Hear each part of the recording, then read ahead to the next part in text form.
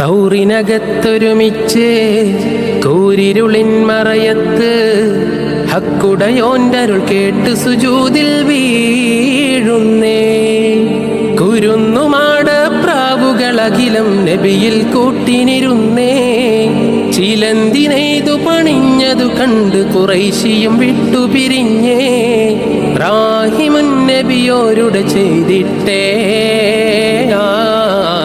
മുത്തായ മുസ്തഫ തങ്ങൾ അന്തിയുറങ്ങും നേരത്ത് മുത്താറ്റൽ നബിയെ വധിക്കാൻ ശത്രുവണഞ്ഞ ചാരത്ത് സത്തായ ത്വാഹയുറങ്ങി ഒളിവർ സിദ്ദീഖോരൊത്ത് അലിവിൻ്റെ ദൂതരുമെന്ന് മക്ക വെടിഞ്ഞു മുന്നിട്ട്.